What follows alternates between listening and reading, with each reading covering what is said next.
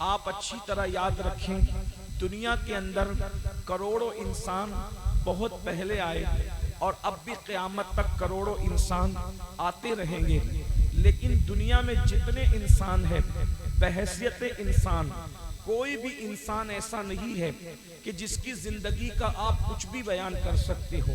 دنیا کا کوئی انسان ایسا نہیں ہے کہ اس کی زندگی کا آپ کچھ بھی بیان کر دو، کبھی بھی بیان کر دو، کیسے بھی بیان کر دو، لیکن ایک ہستی ایسی ہے جس کی رات بیان کرنا چاہیں تو آپ ان کی راتیں بھی بیان کر سکتے ہیں، جن کے دن بیان کرنا چاہیں تو آپ ان کے دن بھی بیان کر سکتے ہیں۔ حد تو یہ ہے کہ اگر جس کی ولادت بیان کرنا چاہیں تو آپ اس کی ولادت بھی بے دھڑک بیان کر سکتے ہیں، حتیٰ کہ ماں کے شکم میں رہنا بیان کرنا چاہیں تو آپ اس کو بھی بیان کر سکتے ہیں، حتیٰ کہ باپ کی پیشانی میں رہنا چاہیں بیان کرنا چاہیں تو آپ اس کو بھی بیان کر سکتے ہیں۔ وہ ایک ذات ہے اور صرف ایک ذات ہے جسے انسان کامل کہتے ہیں۔ اللہ اکبر۔ میں صرف اشارے دے کر اپنے عنوان کی طرف آنا چاہتا ہوں۔ میں حیا کے پردے میں ایک بات عرض کرنا چاہتا ہوں، دنیا کے کسی انسان کا میلاد نہیں پڑھا جا سکتا، پڑھا نہیں جا سکتا۔ دیکھو لوگ دنیا میں جینتیاں مناتے ہیں، پیدائش کا دن مناتے ہیں، لیکن پڑھتے نہیں ہیں کہ پیدا کیسے ہوئے تھے۔ یاد رکھنا برتھ ڈے سب کا منایا جاتا ہے، لیکن کسی کا برتھ پڑھا نہیں جاتا ہے اور پڑھا بھی نہیں جا سکتا ہے، اس لیے کہ اگر پڑھو تو انسان کے خیالات منتشر ہو جائیں گے، اگر پڑھو تو انسان کے افکار اور نظریات پر جو ہے ایک تسلسل نہیں بلکہ تزلزل قائم ہو جائے گا۔ لیکن ایک ہستی ہے جسے مصطفیٰ جان رحمت کہتے ہیں، وہ ہمارا نبی ہے اور صرف ہمارا نبی ہے۔ ہم جس کی ولادت پڑھتے ہیں، ولادت اتنی بے مثال ہے کہ ان کی امی جان کہتی ہے جب پیدا ہوئے تھے تو ہر نجاست سے پاک پیدا ہوئے تھے، جب پیدا ہوئے تھے ہر گندگی سے پاک پیدا ہوئے تھے۔ حالت یہ ہے، فرماتی ہیں کہ ایسا نور نکلا تھا کہ میں اپنے گھر میں مکے میں بیٹھے بیٹھے میں نے اس نور کی روشنی میں ملک شام کے محلات دیکھ لیے تھے۔ یہ میرے نبی کی پیدائش ہے۔ حد تو یہ ہے میرے بھائیوں، ہم نے کلمہ پڑھا ہے لیکن اپنے نبی کو ہم نے پہچانا ہی نہیں ہے۔ اللہ اکبر۔ یاد رکھنا، نبی کو فرقوں میں تقسیم کرنے کی کوشش مت کرو۔ نبی وہ ذات ہے جسے تقسیم نہیں کیا جا سکتا۔ نبی تو مرکز ہے، نبی تو محور ہے، نبی تو آئے تھے اللہ اکبر تمہیں امت بنانے کے لیے، لیکن نبی دشمنی میں کلمہ پڑھنے کے بعد بھی تم نے نبی کو ویسا نہیں مانا جیسے اللہ نے ماننے کا حکم دیا تھا۔ نادانو، سب کو ماننے والوں، پہلے اپنے نبی کو تو دیکھو جس کا تم کلمہ پڑھتے ہو۔ اللہ نے ان کو شان کیا عطا کی ہے، ان کی اپنی جان کہہ رہی ہے کہ میں نے ان کے نور کی روشنی میں اپنے گھر میں بیٹھے بیٹھے ملک شام کے محلات دیکھ لیے۔ جو اپنے نور میں اپنی ماں کو اتنا دکھاتا ہو، اللہ نے اس کو دیکھنے کے لیے کتنی آنکھیں عطا کی۔ اندازہ فرمائے جب ماں کے شکم میں تھے، اماں سرکار آمنہ کہتی ہے میں اپنے پیٹ سے اللہ کی ذکر کی آواز سنا کرتی تھی۔ اللہ اللہ، اندازہ فرمائے۔ اسی لیے حضرت آمنہ فرماتی ہے پیدا ہوئے تو دونوں گھٹنے زمین پہ رکھے تھے اور اس کے بعد انگلی آسمان کی طرف تھی اور کلمہ پڑھ رہے تھے، اللہ کی توحید بیان کر رہے تھے، اور ایک ہاتھ زمین پر تھا۔ اللہ اکبر۔ خدا کی توحید بیان کرنے کے بعد پیشانی کو زمین پہ رکھ کے کہا رب حبلی امتی، رب حبلی امتی۔ یہ نبی کی ولادت کا ذکر ہے۔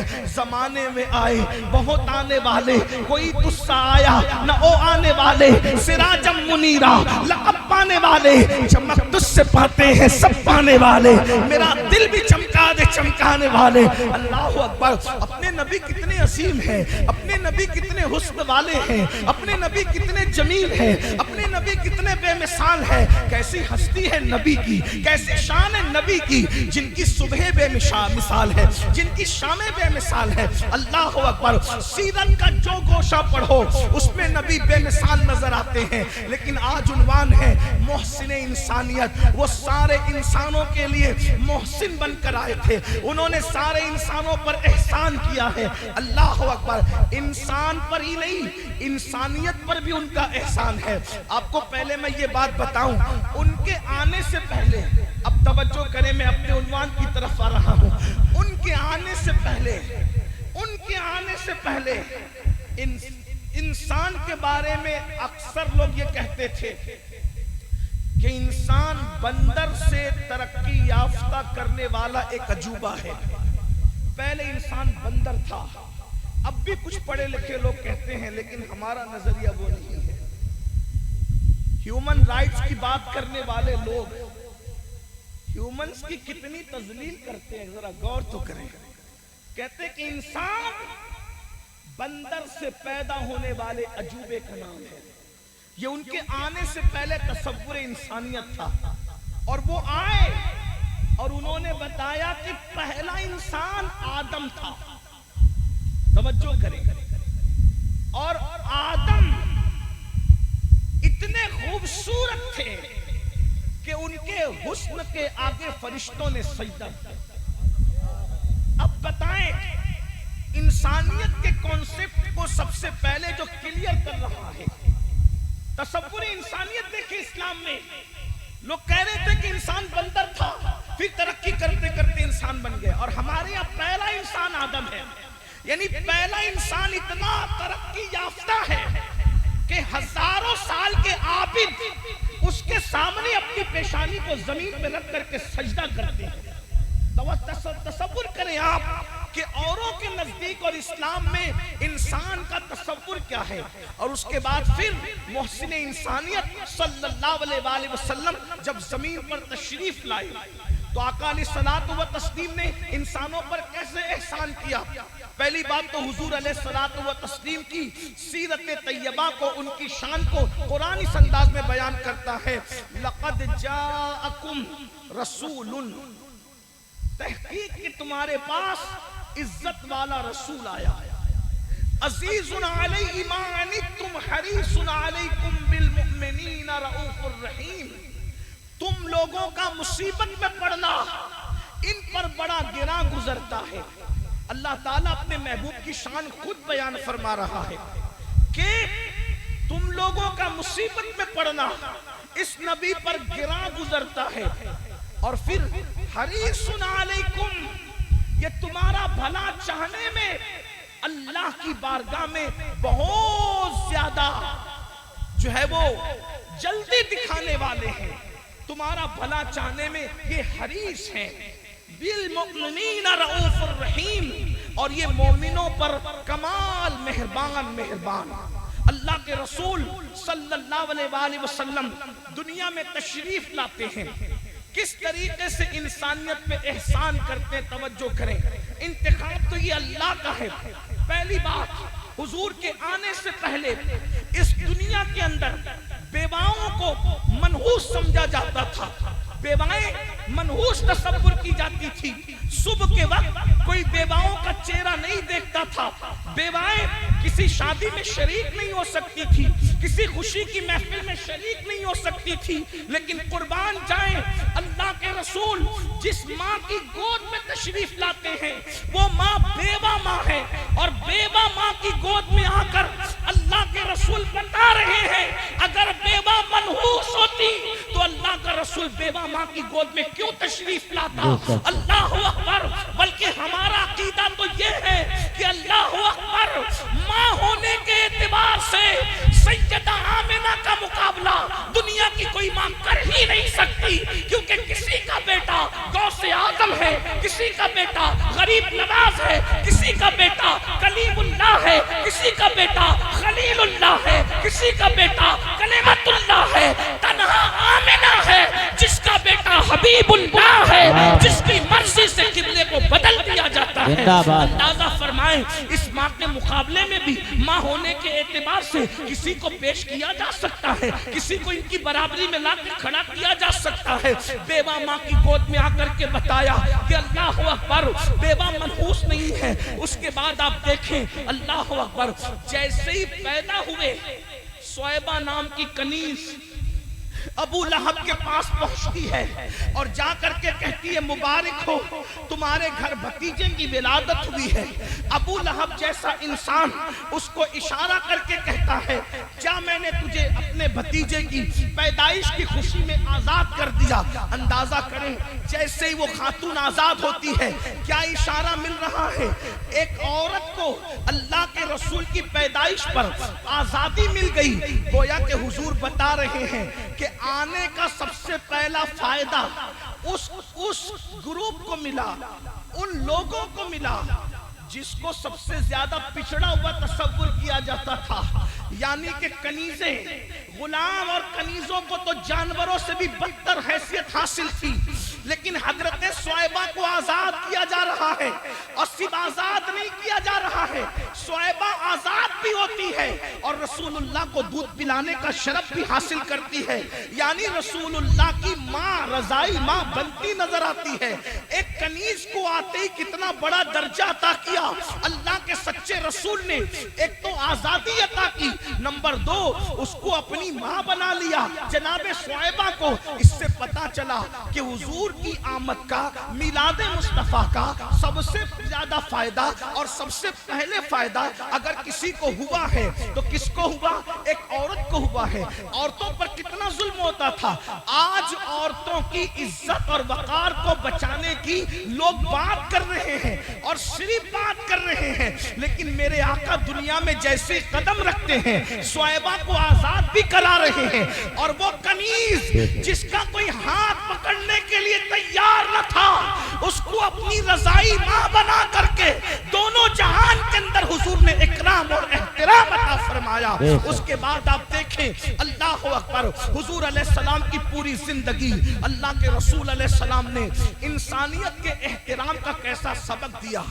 آج ہم لوگ تعلقات کا احترام کرتے ہیں، انسانیت کا احترام کہیں نہیں ہے۔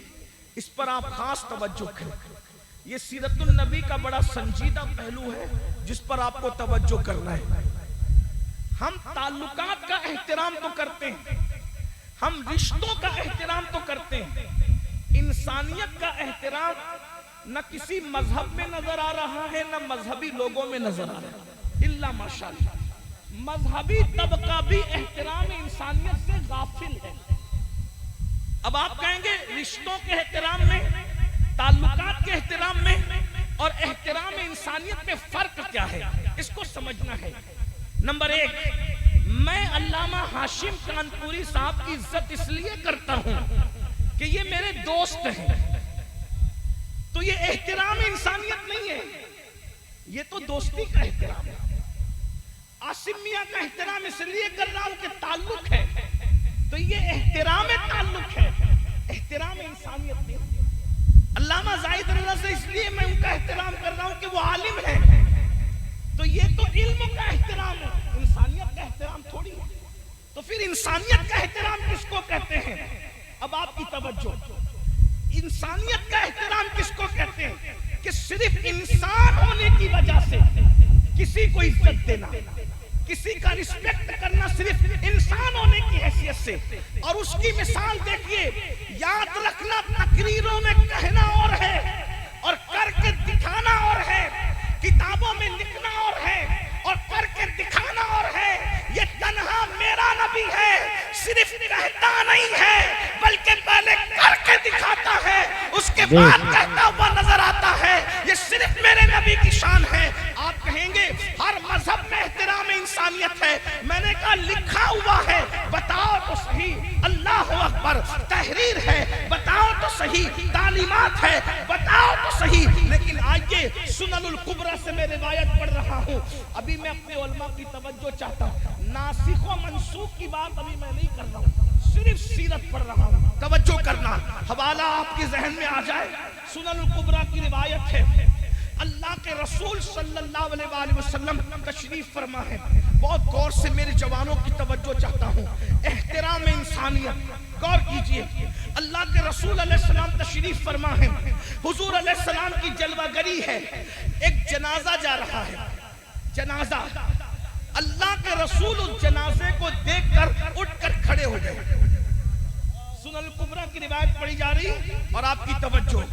اللہ کے رسول جنازے کو دیکھ کر کھڑے ہو گئے.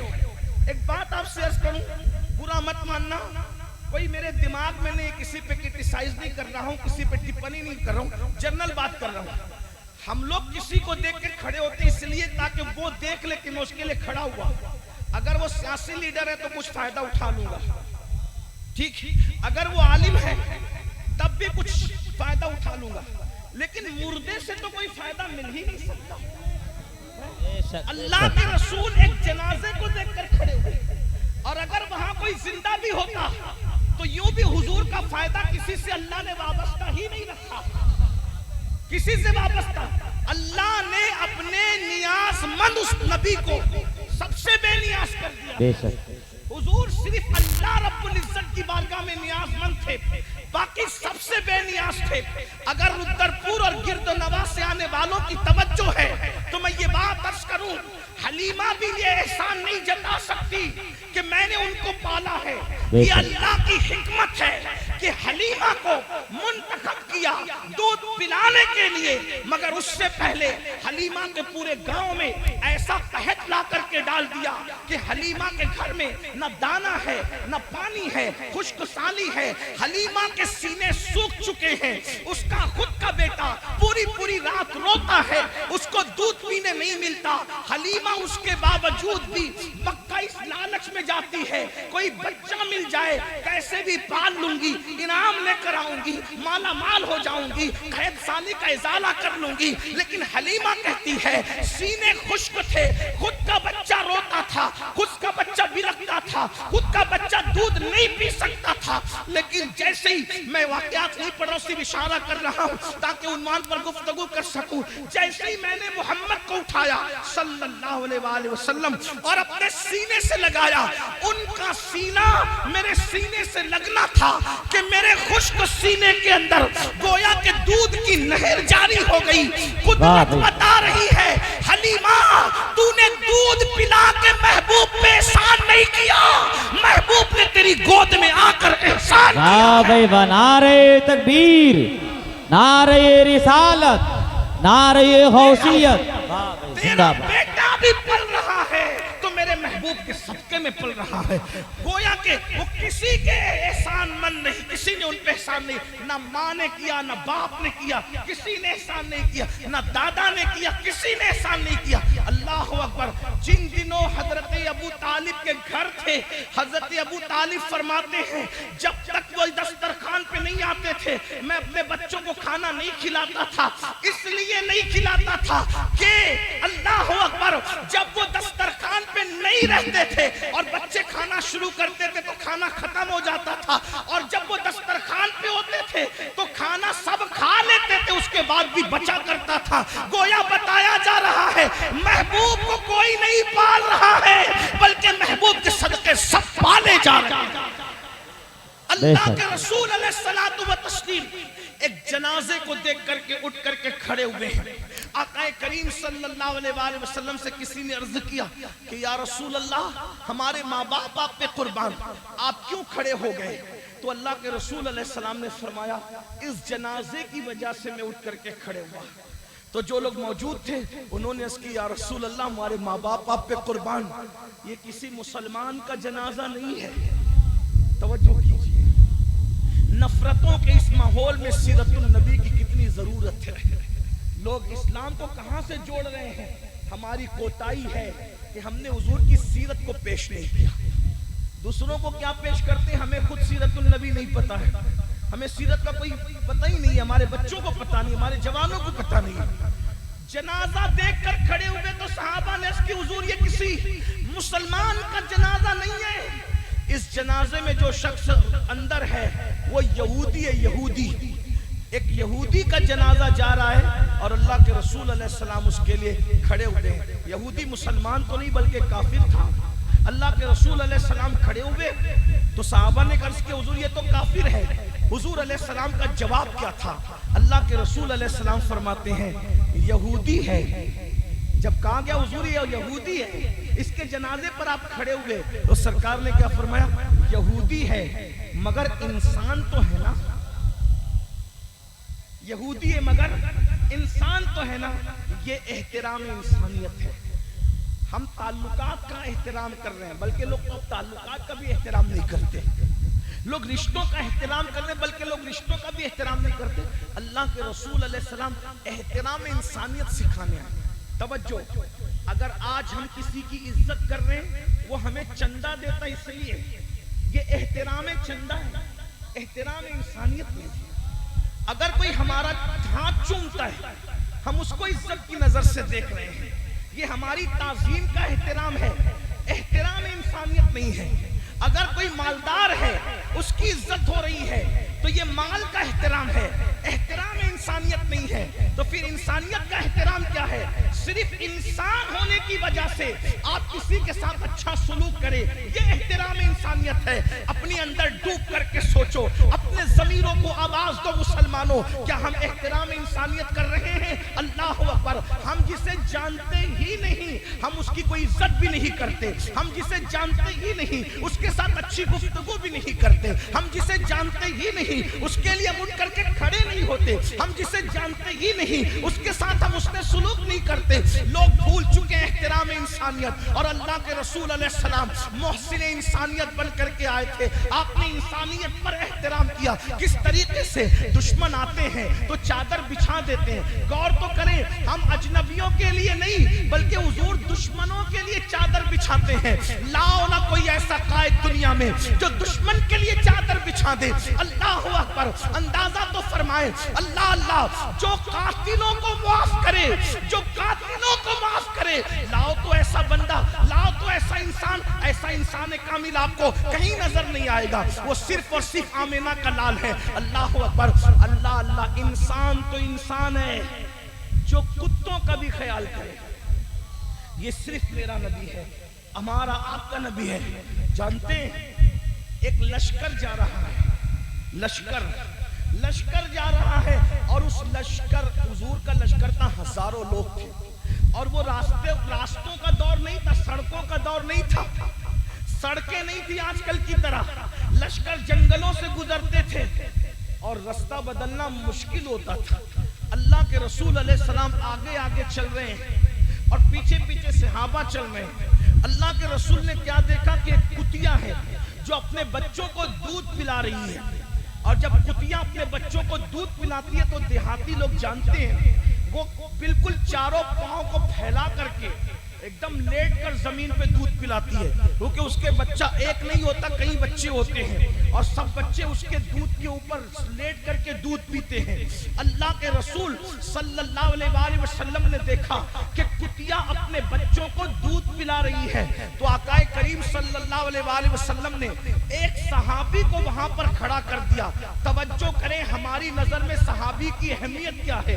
انبیاء کے بعد روئے زمین پر صحابی سے بڑا مرتبہ کس کا ہو سکتا ہے؟ حضور نے اپنا صحابی کھڑا کیا.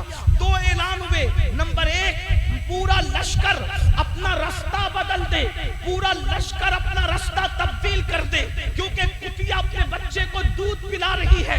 اگر لشکر کتیا کے قریب سے گزرے گا تو کتیا ڈر کر کے اٹھ کر کے بھاگ جائے گی، اور کتیا ڈر کر کے اٹھ کر کے بھاگ جائے گی تو کیا ہوگا؟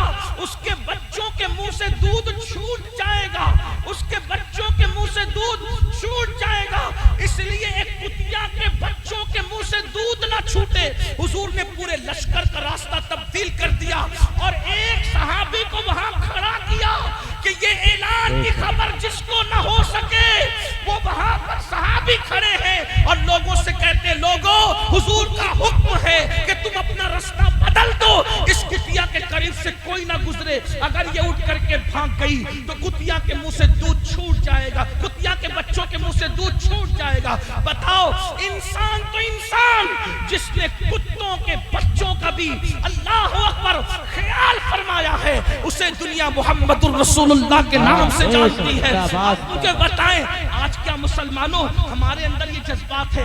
کہاں وہ کہ کتوں کے بچوں کے دودھ کے خیال سے، جملے پہ توجہ، کہاں کتوں کے بچوں کے دودھ کے خیال سے پورے لشکر کا رستہ تبدیل کر رہے ہیں، اور ہم مسلمان اسی نبی کا کلمہ پڑھنے والے. جملے پہ توجہ کرنا، غور کرنا، دھیان دینا. وہ کتوں کے بچوں کے دودھ کا خیال کر رہے ہیں اور اس کے لیے لشکر کا راستہ بدل رہے ہیں. اور ہم کیسے مسلمان ہیں؟ ہم تو اپنے پیدا کرنے والے ماں باپ کا بھی خیال نہیں کر رہے.